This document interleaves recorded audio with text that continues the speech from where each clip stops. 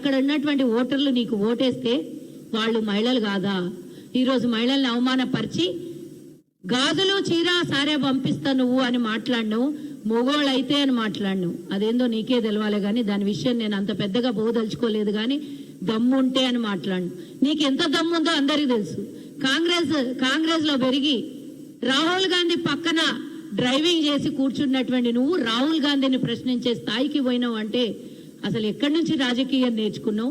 నీకు అవకాశం ఇచ్చినటువంటి కాంగ్రెస్ పార్టీ, నీకు ఒక లీడర్గా తయారు చేసినటువంటి కాంగ్రెస్ పార్టీని మాటి మాటికి తిట్టి ఏఐసిసి మాజీ అధ్యక్షుడు, ప్రస్తుత ఎంపీ, మరి ఈరోజు ప్రతిపక్ష నాయకుడైనటువంటి రాహుల్ గాంధీని ప్రశ్నించి పార్టీ ఫిరాయింపుల గురించి మాట్లాడుతున్న నువ్వు ఫస్ట్ ఆఫ్ ఆల్ నువ్వే మాట్లాడాలి. ఈ పార్టీల గురించి, ఫిరాయింపుల గురించి.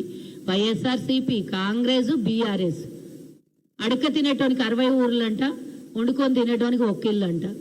ఇట్లా కేసీఆరే వేరే పార్టీ నుంచి వచ్చి పార్టీ పెట్టుకున్నాడు. టీడీపీ నుంచి, కాంగ్రెస్ నుంచి అన్ని పార్టీలు తిరిగేసి వచ్చినటువంటి మీ నాయకుని గురించి మాట్లాడాలి కదా నువ్వు. ముఖ్యంగా 12 మంది ఎమ్మెల్యేలని కొనుగోలు చేసినప్పుడు ఈ పార్టీలు ఉంటాయి కదా నువ్వు. అప్పుడు ఎందుకు నోర్లు ఇవ్వలేదు నీకు? అంటే ఈడుండి ఆడ అన్నం తిన్నావా నువ్వు? 12 మంది వెళ్ళిపోయినప్పుడు ఇదే మాట ఎందుకో మాట్లాడలేదు? ఆ రోజు నువ్వు పార్టీలో భాగస్వామ్యం కదా. ఇప్పుడంటే శాసనసభ్యునివి, కానీ అప్పుడు కూడా నువ్వు పార్టీలో ఒక నాయకునివి కదా. అప్పుడు కూడా ఎందుకు ఇన్ని మాటలు మాట్లాడలేవు?